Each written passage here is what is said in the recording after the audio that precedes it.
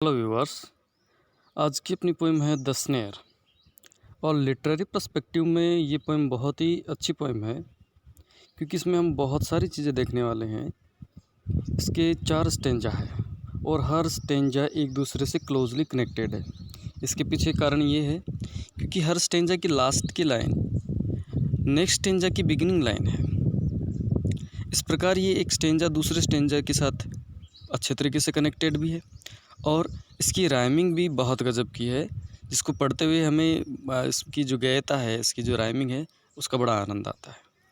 साथ ही साथ जो अपना स्नेयर पोइम जो है सिंबॉलिक है, जिसमें इमेजेस क्रिएट होंगी। पढ़ते हुए हम ऐसा महसूस करेंगे कि इसमें इमेज बन रही है। ठीक है, तो आप ये चीज़ें मेरे साथ बने रहें और देखें। स्नेयर एक्चुअल में सिंबल है कैप्टिविटी का, डिटेंशन का, लूज ऑफ फ्रीडम, स्वतंत्रता के रोकने का। जाल होता है, फंदा जब होता है तो स्वतंत्रता नहीं होती है। ठीक है, यहाँ पर 2 सिंबल हम देख रहे हैं। एक है अपना स्नेयर और दूसरा हम ले लें रैबिट को। तो देखें कि जाल क्या है। जाल सिंबलाइज करेगा ओप्रेस्ड क्लास को, सॉरी ओप्रेशर जो होता है उसको, जो किसी को डिटेंशन में रखता है, दबाव में रखता है, दबा के रखता है, परेशान करता है, आक्रामक प्रवृत्ति का होता है। तो वो वाला सिंबल जो हम लेंगे स्नेयर के तौर पे। और रैबिट क्या होगा? रैबिट होगा ओप्रेशर और ओप्रेस्ड में, तो ओप्रेस्ड रैबिट रहेगा और ये रहेगा ओप्रेशर। ठीक है, या सीधे शब्दों में हम कहें तो बात करें, स्नेयर क्या है? वो जो परेशान करते हैं, दबा के रखते हैं या किसी की स्वतंत्रता का हनन करते हैं। और रैबिट हो गया जिसकी स्वतंत्रता का हनन होना है, जिसको दबाया जाना है और प्रकृति में उसके जो विशुद्ध रूप से विचरण को रोका जा रहा है उसके लिए है। ठीक है, तो सिंबल क्या रह गया हमारे लिए? स्नेयर रह गया और रैबिट रह गया।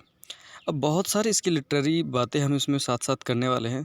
थोड़ा सा मैं इसको पहले पढ़ लेता हूँ और उसके बाद हम बात करने वाले हैं। जैसे हम अपनी पोएम पूरी होती है तो हम उसके बारे में बात करेंगे। ठीक है, चलो पढ़ता हूँ मैं। I hear a sudden cry of pain. There is a rabbit in a snare. Now I hear the cry again, but I cannot tell from where. I hear a sudden cry of pain. देखो सीधे शब्दों में समझना है इसको। मैंने अचानक से पेन की, पीड़ा की एक चीख सुनी। मैंने पीड़ा की एक अचानक से चीख सुनी। There is a rabbit in a snare. अब देखो कहा है I hear a sudden cry of pain. मैंने सुना है न कि देखा है। मैंने सुना है न कि देखा है। I hear a sudden cry of pain. There is a rabbit in a snare. कि एक रैबिट किस में है? जाल में फंसा हुआ, फंदे में फंस गया। अब उसे कैसे पता चलेगा कि ये रैबिट है या कुछ है? क्योंकि उसने सुना है तो उसने रिकॉग्नाइज कर लिया है और यहाँ पर एक इमेज जो है वो क्रिएट होती है। ठीक है, हमें नहीं पता कि वो कहाँ पर है, हमने सुना है और सुनने में हमने महसूस किया है, या यूके पे पोइट ने महसूस किया है कि वो चिल्ला रहा है, पीड़ा में है वो। I hear a sudden cry of pain. मैंने पीड़ा की एक चीख सुनी कि एक रैबिट एक जाल में फंस गया है। Now I hear the cry again. और अब मैं उसी चीख को, उसी पीड़ा की आवाज़ को पुनः सुन रहा हूँ। But I can not tell from where. लेकिन बता नहीं सकता कहाँ से। But I can not tell from where. लेकिन मैं अनेबल हूँ, बताने में अक्षम हूँ कि ये आवाज़ आ कहाँ से रही है। इसका मतलब ये जो स्नेयर में फंसा हुआ जो रैबिट है वो उसके सामने नहीं है। वो इमेजिन तो नहीं कहेंगे इसको, लेकिन वो उसको सुनकर रिकॉग्नाइज कर रहा है कि रैबिट ही होगा। तो देखो, उसने आवाज़ सुनी और आवाज़ में पेन था और उस आवाज़ में ये उसे पता चल गया कि एक रैबिट था। तो 2 चीज़ें यहाँ सामने आएंगी। जैसे उसने आवाज़ सुनी तो उस आवाज़ में उसने रिकॉग्नाइज किया कि एक पीड़ा की आवाज़ है और ये कोई रैबिट हो सकता, ऐसा जीव जो किसी को हानि नहीं पहुँचाता, उसको स्नेयर में डाला गया है।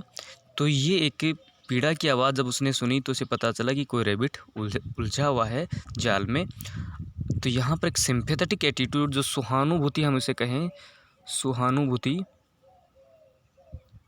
सिंपैथेटिक एटीट्यूड इसका हमें देखने को मिलता है। पहले ही स्टेंजा में हमें इसके सिंपैथेटिक एटीट्यूड के बारे में देखने को मिलता है। ठीक है जी, आगे चलते हैं।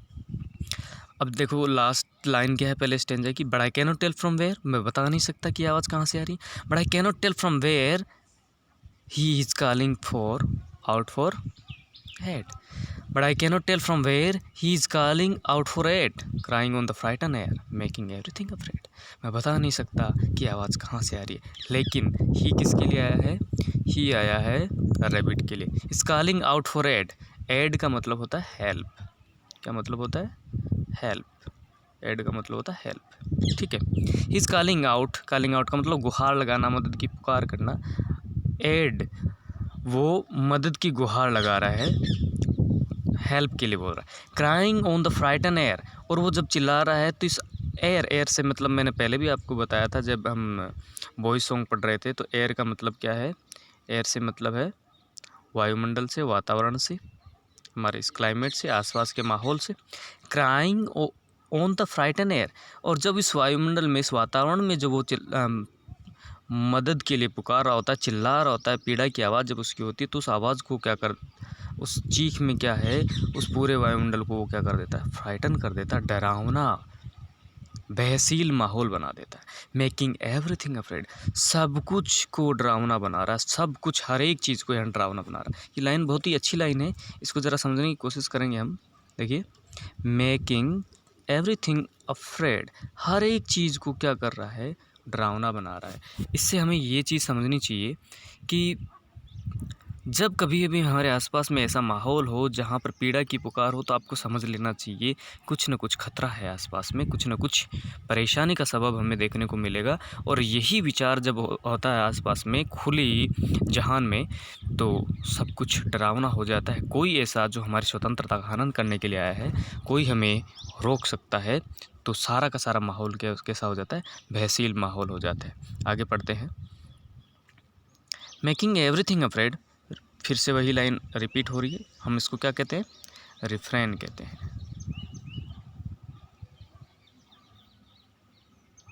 रिफ्रेन कहते हैं इसको, क्या कहते हैं, रिफ्रेन।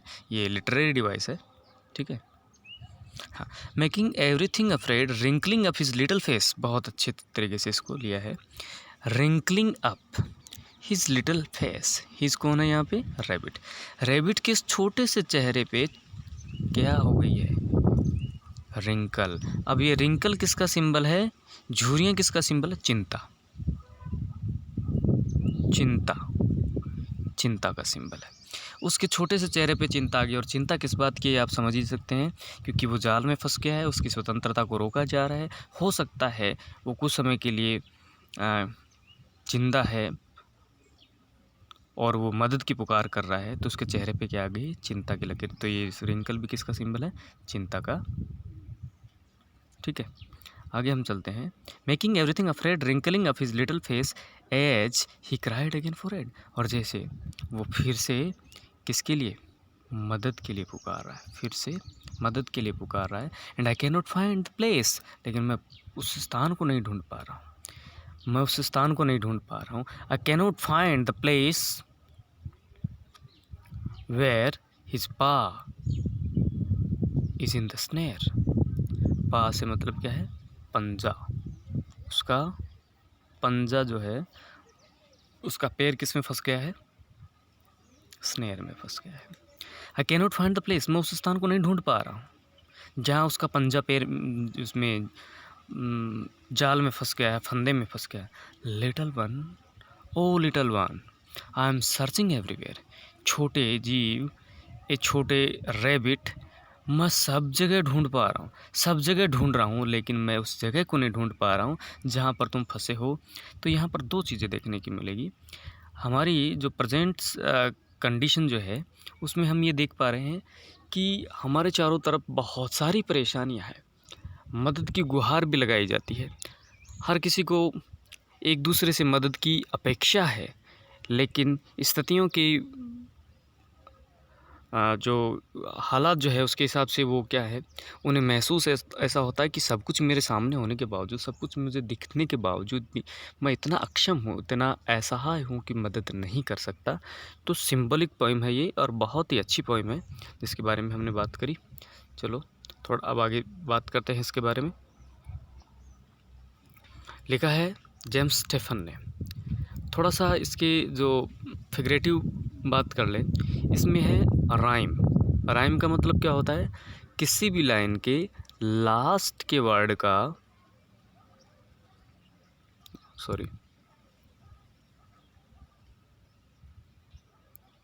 हाँ जी,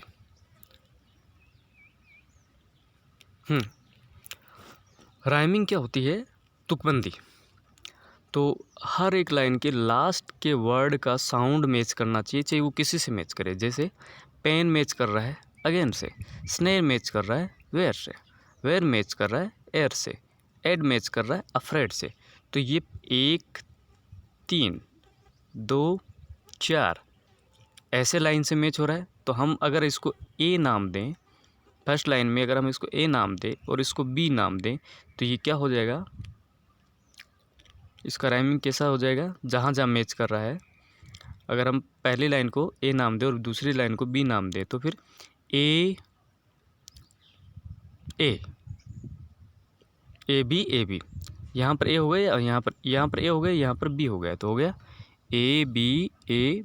अब आपसे कोई पूछे कि इसकी राइमिंग स्कीम क्या है, राइम स्कीम क्या है, तो इसकी राइम स्कीम है ए बी। अगर नहीं समझ में आया तो मैं दोबारा से बताता हूँ। देखिए, पहली लाइन को अगर हम ए मान लें, तो ए जैसा साउंड कहाँ है, तीसरी लाइन में। दूसरी लाइन को अगर हम बी मान लें, तो बी जैसा साउंड कहाँ है, चौथी लाइन में। तो ये क्या होगा, ए बी फिर ए बी। तो राइम स्कीम क्या हो जाएगी, ए बी। सेम प्रोसेस जो है आगे भी रहेगी। तो इस पोएम की अपनी राइम स्कीम क्या है, ए बी। चलो थोड़ी बात हम करते हैं about the poem. James Stephens ने लिखा है, इसके बारे में आप पढ़ लेंगे। मैं अबाउट द पोएम के बारे में बात करूँगा।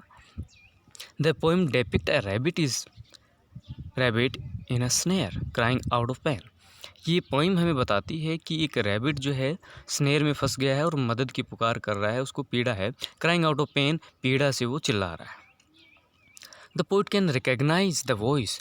पोइट ने क्या किया है, वॉइस को रिकॉग्नाइज कर लिया है उसने, जबकि देखा नहीं है। ध्यान दें, उसने रिकॉग्नाइज किया। The poet can recognize the voice of rabbit. Rabbit की आवाज़ को पहचान लिया। विथ हिज पा, कि उसका पंजा जो है वो किस में फंस गया है, इनटू द स्नेर, एक जाल में फंस गया। The poet depict the situation, उस कंडीशन को दर्शा रहा है। एक इमेज जो है, या कोई कहीं तो पिक्चर्स की क्वालिटी यहाँ पर आ रही है, तो वो है। The poet depict A situation with the effective imagine. Effective image के साथ वो क्या कर रहा है, इस पोएम में बता रहा है। एंड सिंपैथेटिक एटीट्यूड, दो बातें। एक इसमें आई है इमेज।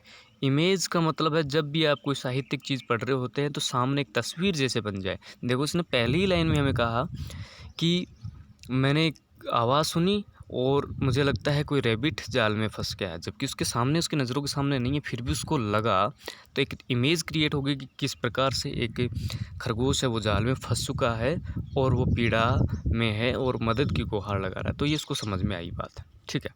दूसरी बात, सिंपैथेटिक एटीट्यूड। सिंपैथी मैंने पहले भी वॉइस सॉन्ग में कहा था आपको, एक होता सिंपैथी और एक होता है एम्पैथी।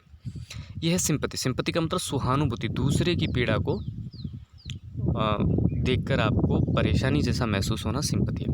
तो रैबिट की पीड़ा से वो परेशान है और वो ढूंढ रहा है, हर एक स्थान को ढूंढ रहा है जहाँ वो उसकी मदद करना चाहिए, लेकिन वो अनेबल है।